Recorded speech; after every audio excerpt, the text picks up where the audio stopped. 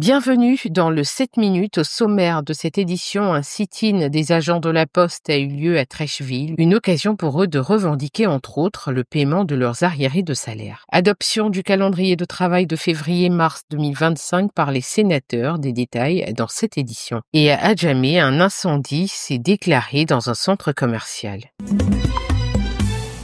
Depuis le lundi 3 février 2025, la quasi-totalité des bureaux de la Poste de Côte d'Ivoire sont fermés sur tout le territoire national. Les agents revendiquent le paiement de 10 ans d'arriérés de revalorisation salariale, soit 20% des salaires, qui court depuis 2015. Jeudi 6 février, ils ont organisé un sit-in devant la direction générale à Trècheville, dénonçant l'inaction des autorités. 2015 et en 2023, le président de la République a pris 2 décrets de révalorisation salariale pour pallier un tant soit peu à la vie chère.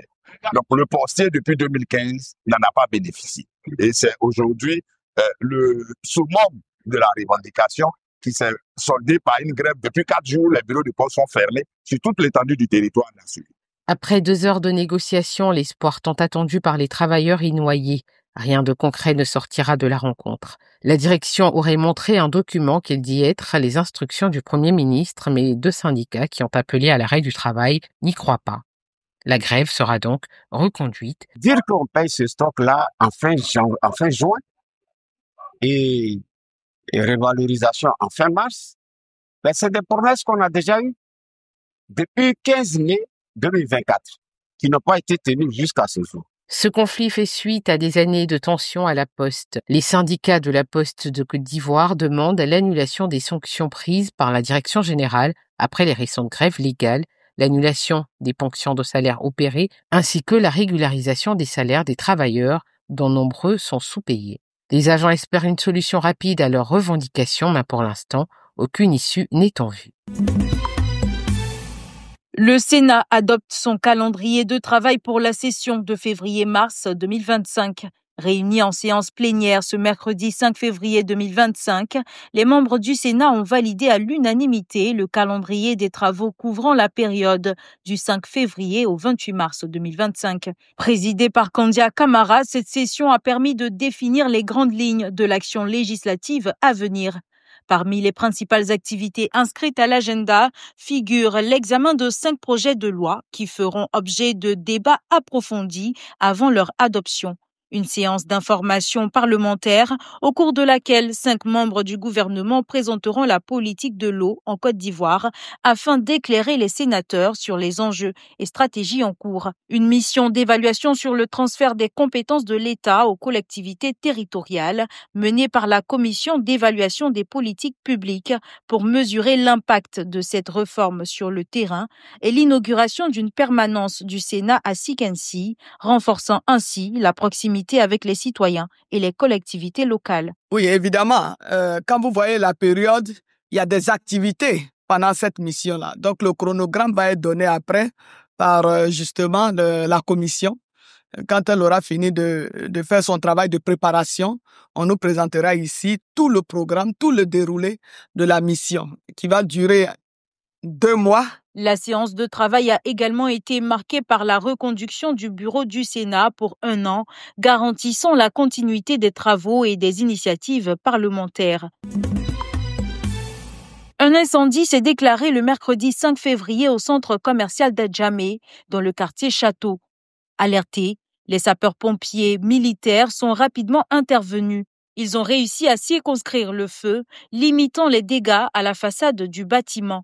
Des témoins, encore sous le choc, ont décrit la scène. On était assis, non, et puis on a vu. On ne sait même pas où elle est.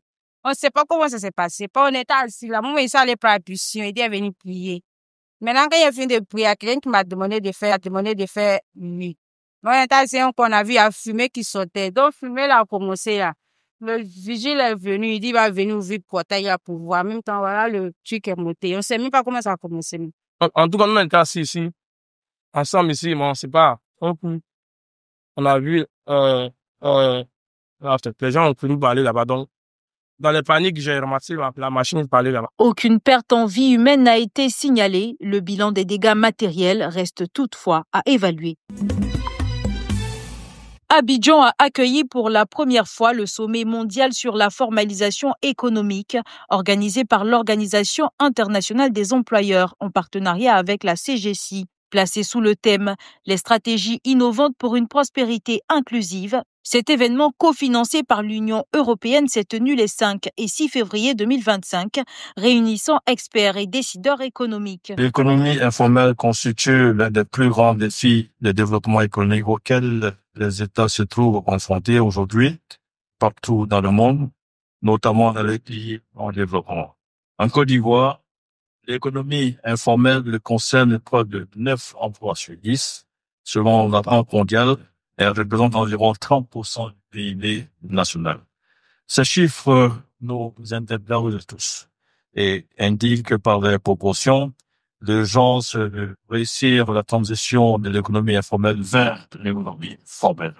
Pourquoi la formalité crée une concurrence déloyale, entrave la croissance des entreprises formelles, limite la capacité d'investir, limite la capacité d'innover, limite la capacité de créer d'emplois décents, d'emplois de qualité, freine la productivité, réduit l'efficacité des chaînes d'approvisionnement.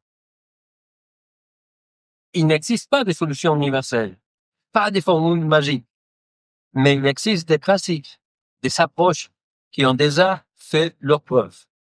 Nous sommes ici aujourd'hui pour vous écouter, pour apprendre, mais plus important pour agir. Avec 85% des emplois en Afrique subsaharienne encore informels, le sommet visait à identifier des solutions concrètes pour structurer l'économie et renforcer la protection sociale. Et les entreprises ont un rôle majeur à jouer par l'exploration d'initiatives, d'innovation technologique, numérique et financière en faveur de la formalisation. Il s'agit d'une part de lutter contre la concurrence déloyale en renforçant la compétitivité des entreprises ainsi que le climat des affaires et d'autre part d'œuvrer à l'élargissement de l'assiette et à la transformation structurelle de notre économie. À travers divers panels, les discussions ont porté sur les défis du secteur informel et les leviers pour accélérer sa formalisation. Les recommandations issues de cette rencontre devraient contribuer à attirer davantage d'investissements et renforcer l'économie ivoirienne. C'est la fin de ce 7 minutes. Merci de l'avoir suivi. L'information continue sur 7info et sur www.7info.ci.